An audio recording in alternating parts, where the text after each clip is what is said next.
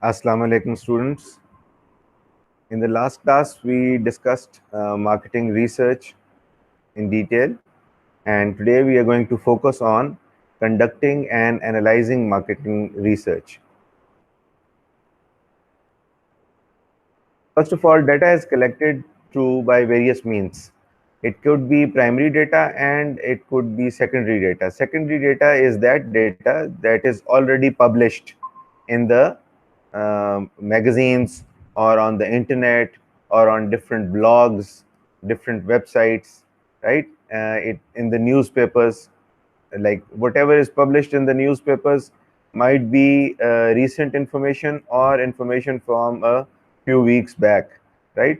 So all of that data is secondary data, and primary data is that data that you go and collect yourself.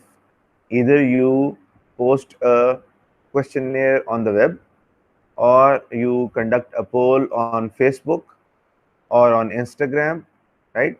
There could be like more than one methods for collecting primary data. You can even call up customers if you have their exact numbers, and the data that you collect from the customers yourself directly is the primary data. You can also make questionnaires and send your people out into the market and get those questionnaires filled, right? That is also primary data that you have collected or your team has collected themselves. Data is collected through surveys using questionnaires, and then syndicated research, then focus groups. Focus group is like you invite people from different walks of life, different age groups, and different genders, right, into at a place where you can obtain their opinion. You can also do this online, like people from different parts of the world can come and join in a chat room where every person can give their individual opinion. You have to design it that way that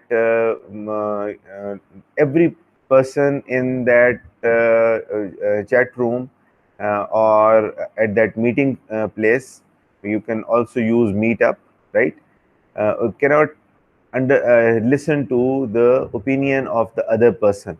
So whatever opinion that one person has is kept as a secret with you, and you can ask different questions from different people at the same time, and they will respond to you according to whatever they feel like, and however uh, they feel about a product or a research problem that you have put forward, or if you have asked them about the what colors do they like, what type of fashion do they prefer, things like that. Understand? After obtaining information from each and every person of a different age group and from a different background, from different geographic areas, different income groups, that focus group gives you a very in-depth information and a variety of information about the questions at hand or the research that you're trying to conduct. Company sales data. Company sales data is also used for specific company products. For example, a mobile phone company would only be selling mobile phones. They don't have any other products, but they have different types of mobile phones. Some mobile phones are their premium category phones, which are very expensive. They have high processing speed and more internal memory, more cameras, and high definition cameras, then a lot of other features that their medium range phones do not have. And then they have a value range smartphones for all the customers, like a majority of the customers that they are targeting. So you have obtained company sales data, and you are focusing on the Asian market. Now the Asian market has one of the richest countries in the world as well, like Qatar is one of the richest countries in the world. And then it also has very mediocre countries and then poor countries. Like the Middle Eastern countries, which have a very good per capita income, they are also in Asia. So is Russia and China, right? They're also part of Asia. And then there are poor countries which have very low per capita income. So the products that you are going to, the company sales data that you have obtained country wise is different. And the countries which are affluent, which have more purchasing power, they are buying the expensive phones because money for them is not an issue, right? Whereas countries which are in the middle, they are like they mostly represent the middle class of the economy. They are buying the mid-range phones, and then the poor countries have a majority of uh, customers who are buying your value range phones. There are customers who buy your mid-range phones as well, and then your premium phones as well, but the number of those customers are very small as compared to the number of phones that you sell from your value range in that particular country. So when you are conducting research, you have to be very focused. You should be sure of what type of data do you want to collect from this market, and how this data is going to help your company, and how what purpose will it solve if you obtain customer satisfaction data, and how would this data help in new product development and increasing your customer base in this particular country. Scanner data from market research careers.com or other companies is provided on payment, and in rather than going on and conducting research yourself and employing your own people, and it might take a lot of time, there are companies who specialize in collection of data, and then they publish authentic information like statista.com, gartner.com, and the research that they conduct is sold in the market. Why companies buy it? It saves companies time, plus that data is authentic. Two, number three, they can make meaningful decisions after obtaining that data, and this is a easy way out for the companies, or a quick way of taking decisions. Primary research. Again, primary research is that data that you have collected yourself. It is not some published data in the newspapers, magazines, or books in the library, or websites on the internet, or any blog, or any type of information that you receive that has already been published and it is available either on the internet or in the libraries or magazines. That is secondary data. Primary research is conducted to obtain specific data that would be helpful for your decision making, and your company will benefit from that data. IDI is a technique where in-depth interviews are conducted.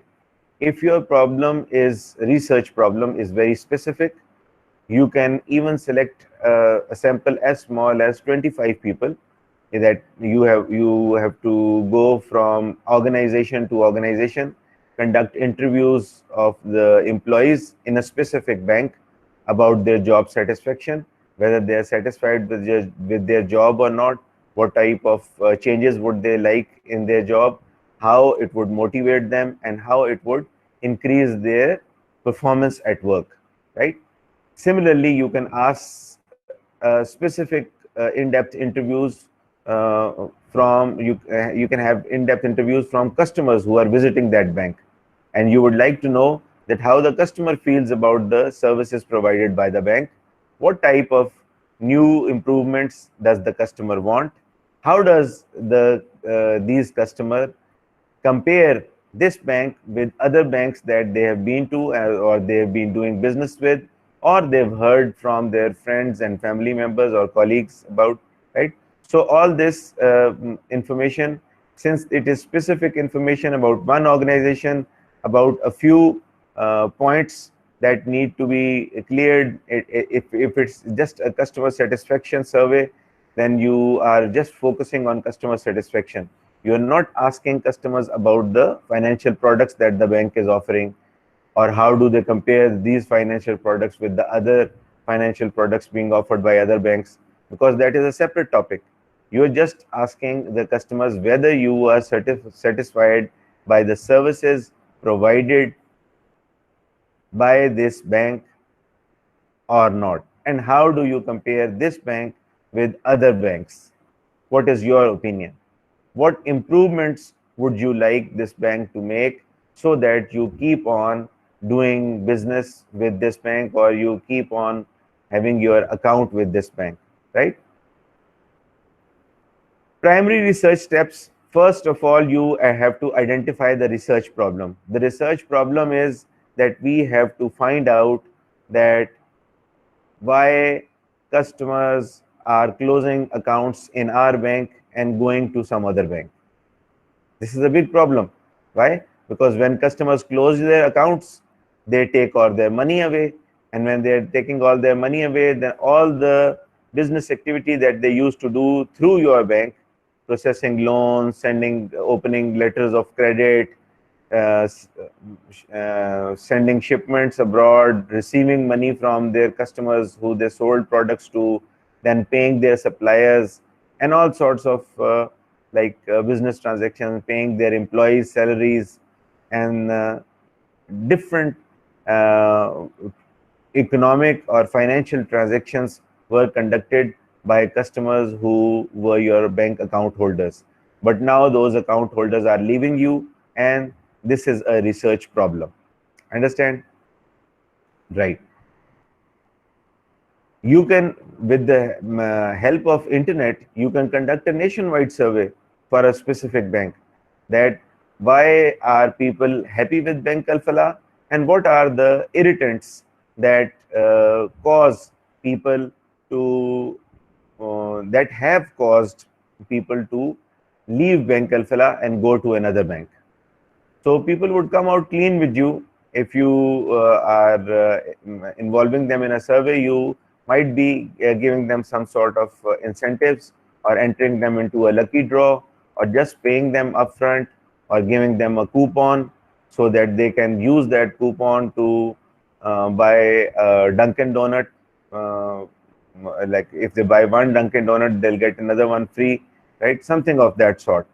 So because when you are getting questionnaires filled on the internet, you have to somehow please the people that you are getting that feedback from, right? Otherwise, people don't have time to fill out your service. And there might be few people who have a nag of giving their opinion. They might fill out your survey forms, but majority of the people, they will just like to ignore it.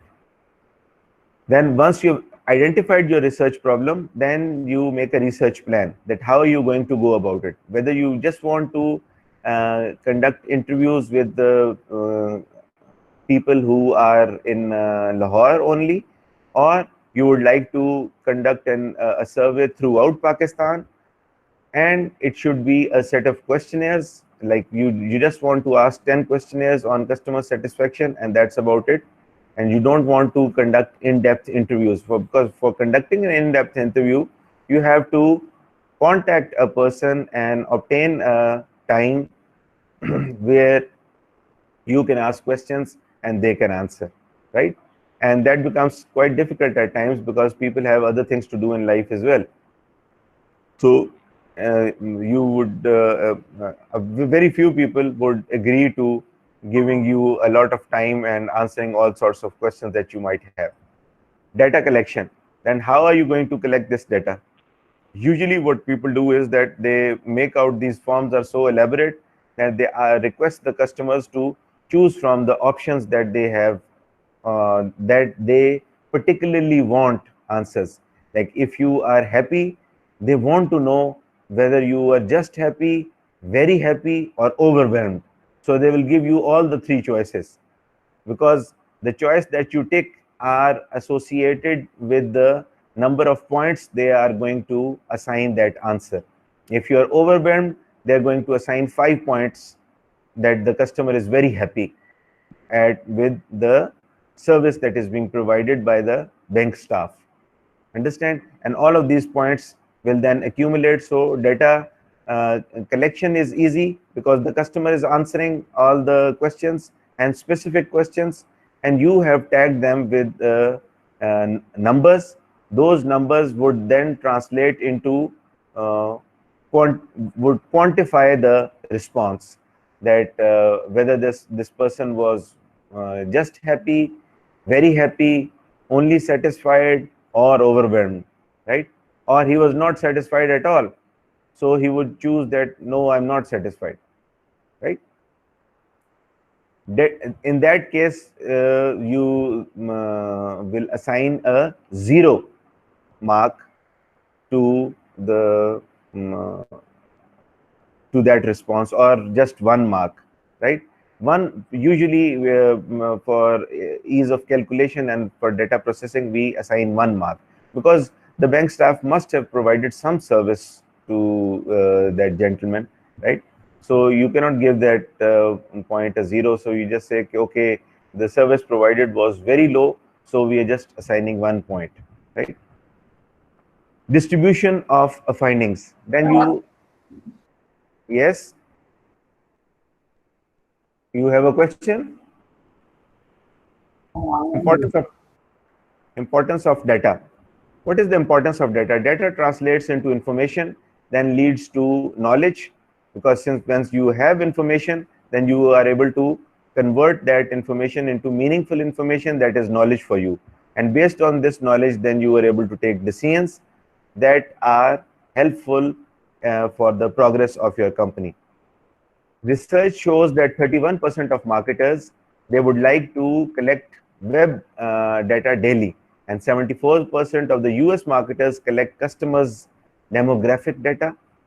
64% collect transaction data, that the transactions that are going on a daily basis, whether they are at petrol pumps or grocery stores, at garment stores, at restaurants, or whatever, right?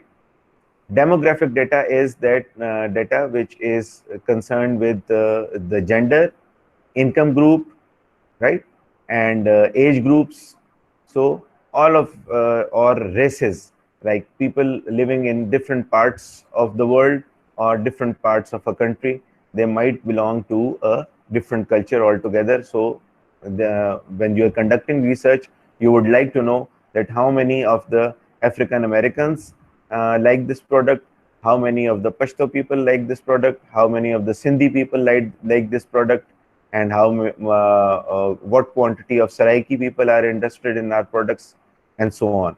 For example, if we are collecting information about dalda sold in Pakistan, so all the big cities in Pakistan like Karachi, Lahore, Islamabad, Peshawar, Quetta, like, and Gujranwala, these are Sialkot cities where we sell a lot of dalda, and people, since it is a very expensive cooking oil for the Pakistani people, it is only sold in big cities. In smaller cities or cities which are attached with rural backgrounds, the sales are relatively low, and their ghee brands and local brands that are sold in that market only are more popular because they are cheaper and they cost less. So 35% of the data monitor social media content, that what type of social media content is being uploaded by different firms and how it is helping for them and how it is working in their favor. 42% of the marketers, they collect customer data, customer relationship management data, because if you are able to expand your customer base, then at times price is not an issue, because the customers have a good relationship with you, and even if your competitors are offering discounts, they will not go to your competitors, they will still stick with your company. Research plan, you have to, after identifying the research problem, you have to make a research plan. So what is a research problem? As with secondary data, specificity specificity is vital. Internet marketing research problems that electronic data can help solve. Research plan, research approach on the basis of information needed. The researchers, they choose from among experiments, and then focus groups. Focus groups are use observation techniques and survey research. For other web conversation monitoring, real time and real space techniques are also used in the research plan that you have designed to collect all this data and then convert it into meaningful information after data analysis. Sample design. Researchers select the sample size, that how many people do we want a response from? 1,000 people, 5,000 people, or 10,000 people? Understand? Or maybe 200 respondents would be just enough for you for the amount for the, the, uh, the answers that you want to obtain from customers. But if a bank like Bank Alfala has given you a project for customer satisfaction, they would at least like to have a sample size of 5,000. They would like to know that how 5,000 people from across the country, from different cities, from different walks of life, different age groups, right? In different income groups, they how do they and different genders, male and female, how they feel about the services being offered by Bank Alfala. Contact method. How are you going to contact them? Ways to connect the sample include traditional methods such as telephone, mail, emails, in person. You go there, you talk to them in person, and if you're sitting on the, you're using WhatsApp for communicating with them, or Messenger, right? So there, what is the contact method that you are going to choose to connect with your customers or to contact your customers, as well as the internet and other technologies enabled approaches. Instrument design. Now the questionnaire. What type of a questionnaire do you want?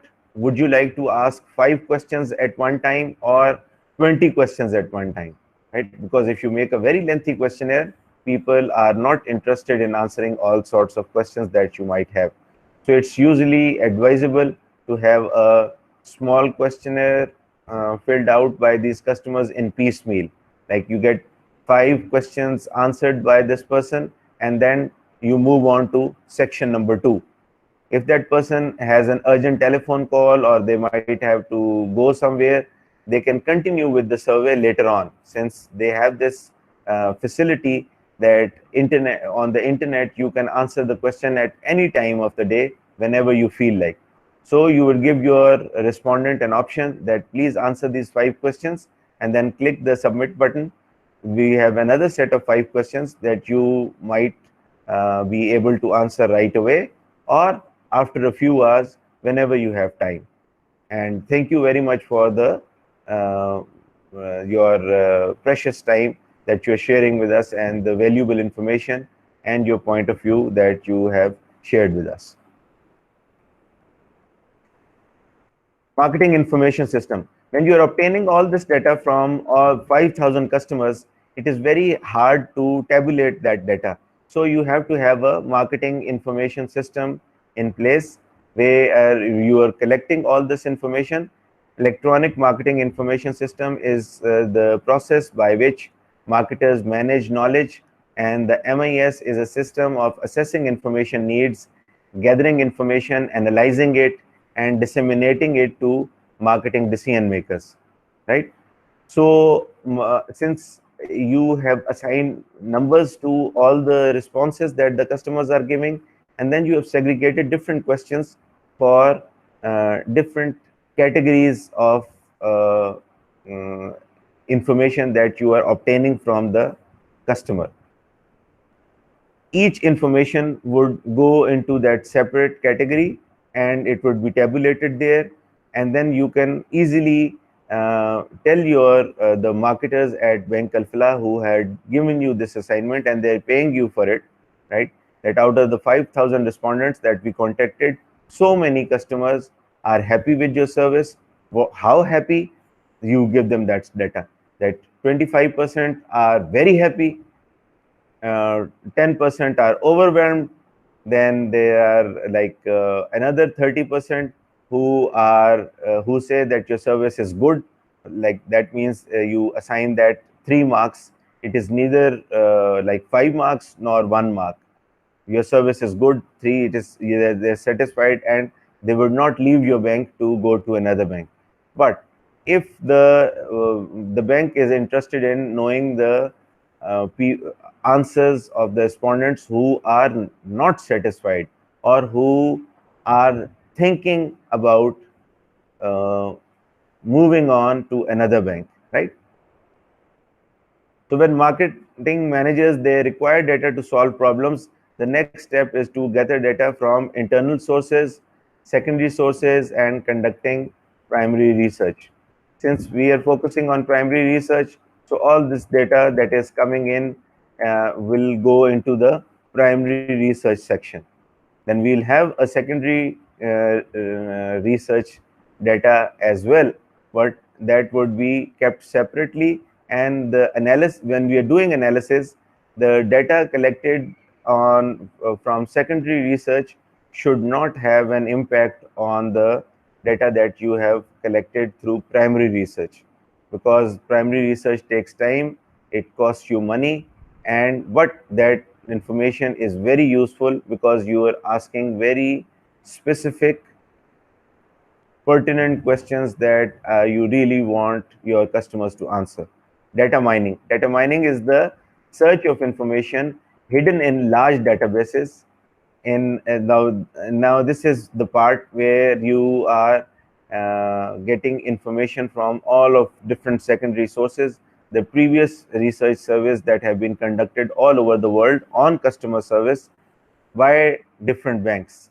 Either these custom research surveys were conducted from customers who were visiting different banks, and their opinion were obtained. But since the banks were in a different geographical location and the customers were in a different country, like, so you have to do data mining and you have to extract information that would be useful for you. If you're just focusing on the primary data that you just collected, then you are going to translate the responses of your customer into meaningful information for the company. That if your customers are giving you suggestions that this is how we think that you should increase the number of cash counters so that we don't have to stand in long lines, or you can like install cash accepting machines, so that if we have a small amount of cash that we want to deposit, we can just go up to the cash machine, deposit that cash and pay our bills, right, and then move on, rather than waiting in that long queue just to deposit the cash. Similarly, to obtain a bank statement, all you need to do is you don't even have to go to a branch. Just send a query to the bank and they will send the e-statement to you on the internet or on your email. So all of these different suggestions from time to time, they will save the time of the customer as well as they will make the customer happy. Now, when you are analyzing data, you have to researchers analyze the results in light of the original problem and the quantitative research. This step includes using statistical softwares like SPSS, where you enter the data yourself. But since you are conducting this data on the internet, all the customers are filling in that data, and now you are going to design a system where all this data of 5,000 respondents that you have collected from on the internet was filled out by the customers, and this data, how this data is going to be fed into SPSS. In order to avoid manual feeding, which would take time, plus it would cost you because the person who is doing it is going to charge you. Number 3, there can be typing errors as well. So you can design a small software which would translate, like first you will convert the data, the answers or the responses obtained from the customers into numeric data, which is converted into an Excel file, and then this Excel file is then linked to the SPSS, where this information would be directly transferred into SPSS, and SPSS will convert it into, you will plug in different parameters and you will get the information that you were looking for, and it will give you different representations of that information. Then you will conduct a SWOT analysis: strength, weaknesses, opportunities, and threats. The internal environment of the company is, what are the company's strengths and weaknesses. If we are taking the example of this Bank Alfala, then what are the strengths of Bank Alfala and what are its weaknesses, and how are the customers satisfied from whatever the services the bank is offering, and where it needs to improve are the weaknesses that would be identified through that survey. External environment: since you are operating in a market, all the competitors are operating in the same market, and they have to obtain a market share from this same market as well. So there are opportunities for you, and at the same time there are threats. Opportunities are how can you expand your business by increasing the number of services that you can offer your customers, by lowering the rate of charges on various services that other banks are charging, right?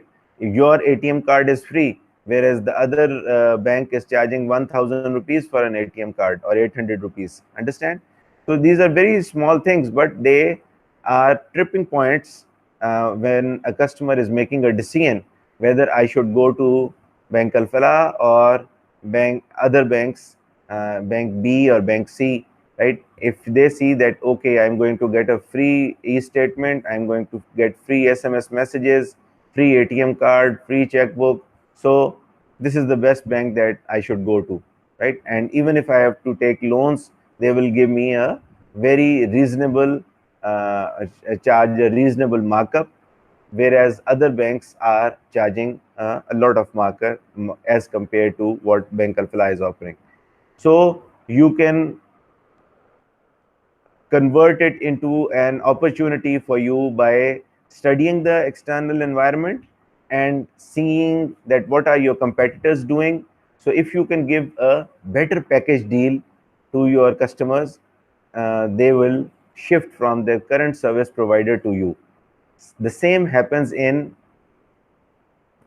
telecommunication, that Zong, Telenor, and Mobilink, they are constantly competing with each other, and they're offering different sorts of packages. Sometimes the package is so attractive that people have multiple SIMs.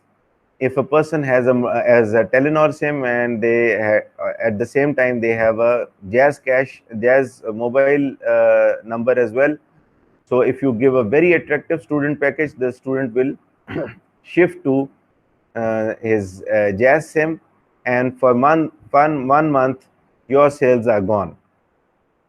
Pure Telenor and Mobilink has given a very attractive package, and that package has a limitation that you buy this package, and for 1 month we are going to serve you, or for 3 months, then you don't need to look anywhere else. Or Zong offers a 6-month high-class internet package for students. So once you buy that package, then you cannot switch to another user. For 6 months, now you are with Zong. Even if now Telenor and Mobilink, they come up in the next month, like the coming month, which is June, they come up with a very attractive offer, even better than what Zong had offered you in May. You cannot switch because you have already taken your decision, and now you are with Zong for the next 6 months. Special analysis: political, economic, social, and technological, all of these factors are taken into account while you are making decisions, and you are conducting analysis from the data that you have collected from your customers. Then business intelligence also plays a part, where you obtain all the information that what is happening in the market, how is the market behaving to the current economic scenario, and how your company needs to adapt to this environmental change, which might be temporary, but it is having a severe impact on how life is being carried out these days. Research firms. AC Nielsen is a research firm that collects data and that provides data to you on payment basis. Then Gartner Group is another firm that specializes in e-business and highlights its latest findings. Statista.com also collects data, and their data is very specific, and statistical data in numeric form is provided by that company. It is authentic data, but they will charge you for the reports that they have developed, because a lot of man hours have gone into creating that report, and that's why they would like to charge you for it. Symphony IRI Group is another company that focuses on supermarket scanner data and new product purchasing data. Supermarkets are offering a variety of products, from books to groceries to meat products, then to pharmaceutical products, bikes and sports equipment, toiletries, electronic equipment, and you name it. They have clothing, they have all sorts of products under one roof. So the scanner data is collected by Symphony, and they would tell you that what type of customers are more enthusiastic in buying electronic gadgets, what is the age group and income group of customers who are currently purchasing different type of clothes, and formal clothes are being purchased by which customer, by customers who are office going or who are doing their businesses, or which age group is particularly interested in formal clothing, and what is the age group that would settle for casual clothes, or and so on, right? So by obtaining this information related to your business, then you can drive meaningful information from that, and it will it saves you time, because the data is already there. All you need to do is you have to do some, you might have to do some data mining. You have to select specific information from that pool of data that they provide you, which is relevant to your company. And if you ask them to do that data mining, again they are going to charge you. Okay. Arbitron is another company that collects local market and internet radio audience data. People who are giving their opinion on radio, how many people like to listen to songs on radio, who are interested in breaking news, right? And then what is the number of customers that are always looking for new deals and very good like product offers, and so on. So they would provide you data that has been collected on the radio, people who are calling in to listen to old songs, and they have time, they call up, then they give you their request, and they would expect that that person who is conducting that program would play the song that they've requested. Commerce Business Daily provides you list of government requests for proposals online, and what type of uh, jobs, or in Pakistan as we call it, tender business, that if the government is offering, has offered the people that, okay, we want such and such product, say we want 1 million masks. So if your company is producing masks, you should come in, get this technical specification of the type of mask that we require, and you should bid for it online. If your bid is accepted, and your company's quality certificates are attached, you have given a technical feasibility and a financial feasibility. When you are obtaining data, or when you are applying for a tender with the government, you have to supply two types of authentic data to get registered in that tender. One is the your technical feasibility and the your how your firm is approved to manufacture that product according to specs. And you might even have to obtain this certificates from different government agencies that will approve your product, and that is fit for consumption under the specific circumstances, and it meets the requirements of the tender. Then you have to bid for the 1 million mass order that has been placed by the government. When you are conducting different research, and you have framed questionnaires and in different types, like there could be one option where you are dishing out 10 questions in one go and you need the customers to fill them out.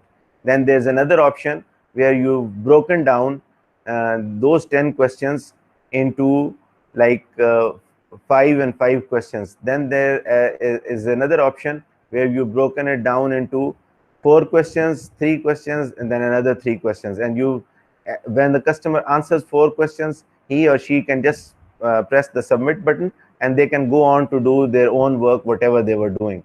And they can come back at another time and they can answer another 3 questions and then another 3 questions, right?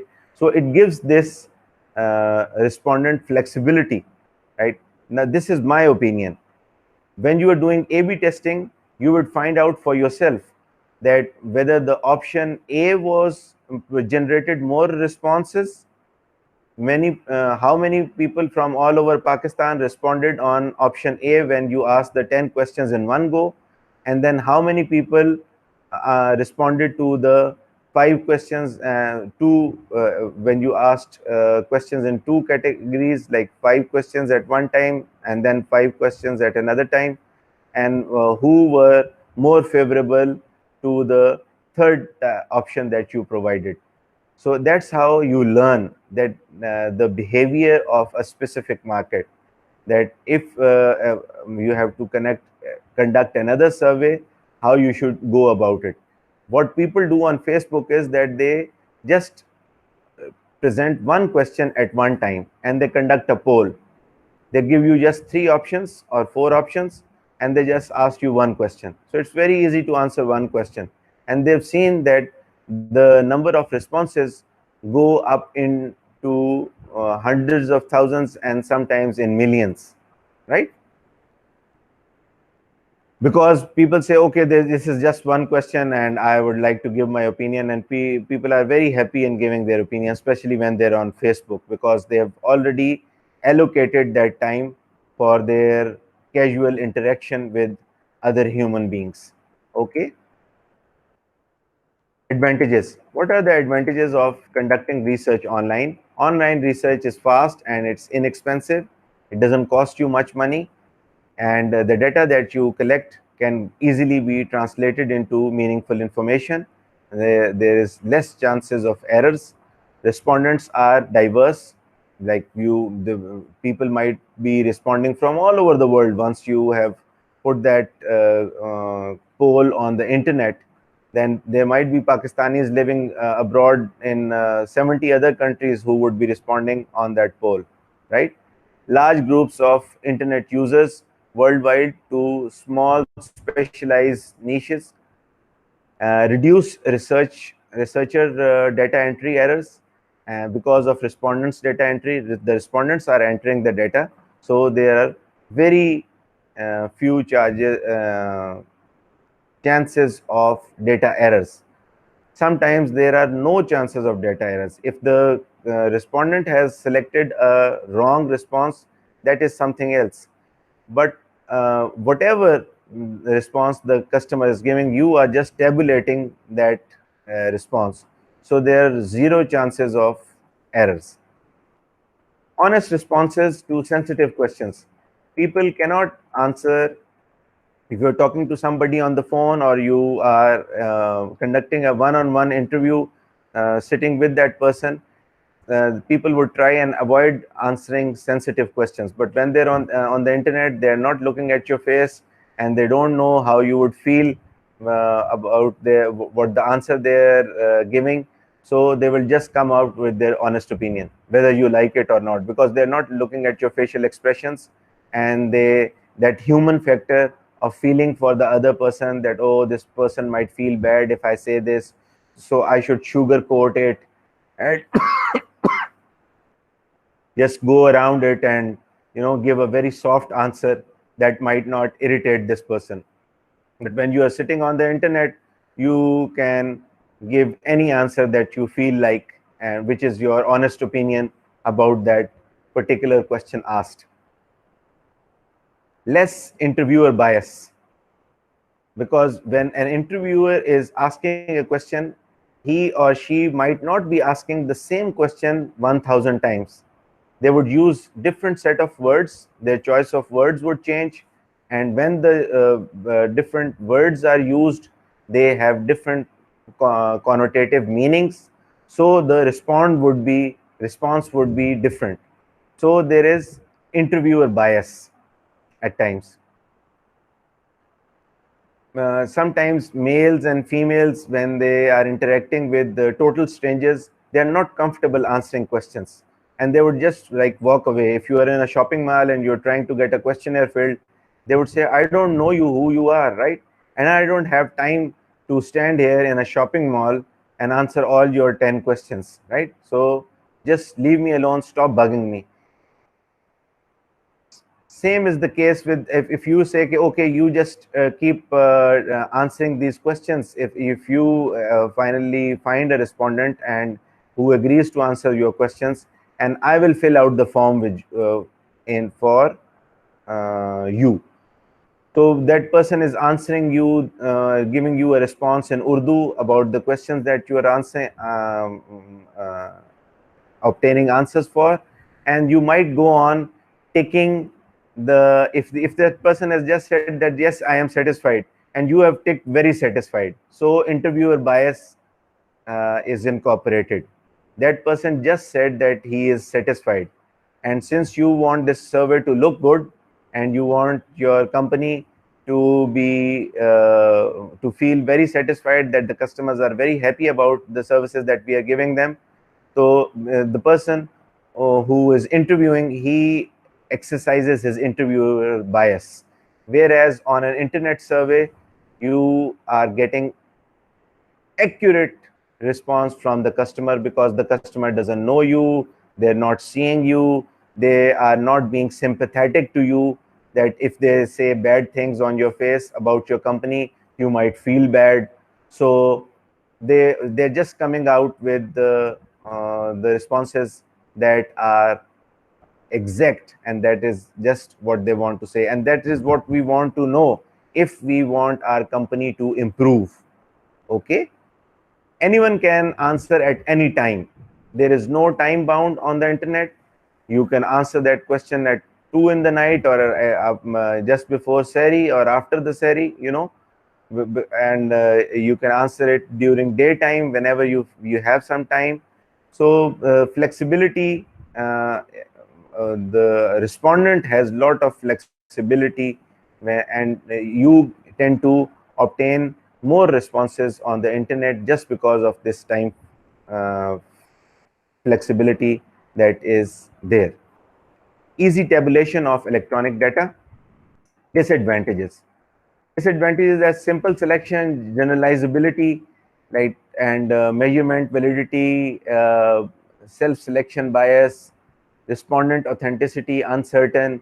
Why? Because you don't know who the respondent is. It might be a 15-year-old kid, or just a teenager who is answering your questions, and you want those questions to be answered by a responsible citizen, right? So anybody could be answering the filling out those questionnaires because you are giving a pizza slice free or you are giving a Dunkin' Donut free. So kids would do anything for all the type of goodies that you are offering, right? And they have all the time in the world because it's their summer vacations right now. They're sitting at home. So respondent authenticity is uncertain. Frivolous or dishonest responses. Sometimes people are in the habit of taking you for a ride, and there are people who are sick minded or who get a kick out of doing such things, that there are these five friends and they would give you all sorts of dishonest responses about your product, that your product is very good and it is out of the blue and it is awesome, and the whole Lahore loves your product, things like that. These are frivolous or dishonest responses which would mislead you into thinking that you don't need any further improvements. And so many customers were, and they can be customers planted by your competitors, because as soon as you post a questionnaire on the internet, your competitors also find out about it. They're very vigilant and they are tracking your competitor activity. Duplicate submissions. One person might be filling out 3 or 4 forms just because he wants to or she wants to enter into that lucky draw and earn a large Broadway pizza or an iPhone or anything of that sort that you are offering. If you're just offering a 50 rupees balance for filling out one questionnaire, he would fill out 10 questionnaires at 10 different times using different devices, right? And get a 500 rupees load from you. Understand? Something. Then perception that research solicitation is spam. Clear? Now, if you have any questions, you might ask them, please.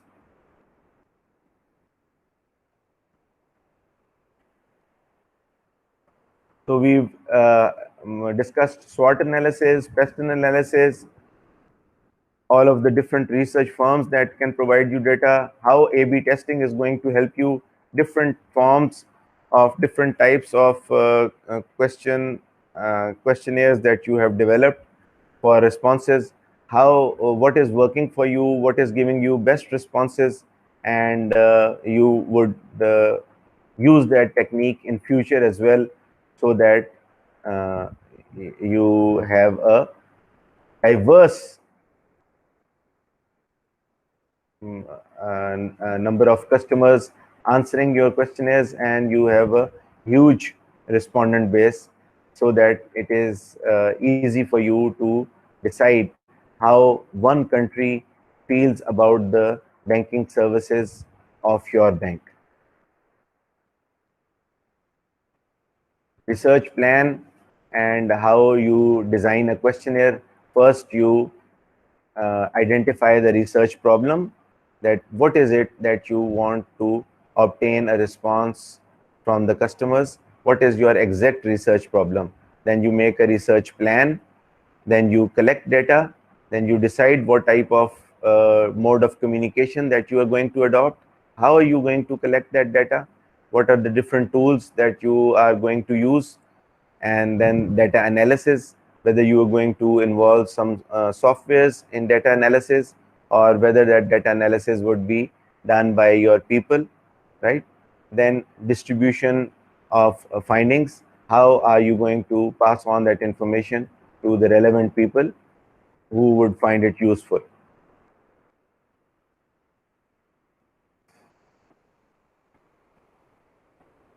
Right. Now you have any questions, beta? Amber, Nasir, No, sir. Nadia, Tifsara, everything is clear? Yes, sir. Okay. I was trying to speak slowly so that you can Yes, sir. understand whatever I'm saying. If you even if you have any questions in Urdu, please ask them now. Sir अभी पूरा go through नहीं किया लेकिन समझ सब आ गई है, तो अगर कोई मसला हुआ तो आपको ईमेल कर लेंगे। ठीक है जी. Right. Good. Thank you sir. Okay, beta. Take care of yourself and Allah Hafiz. अल्लाह हाफिज़ सर।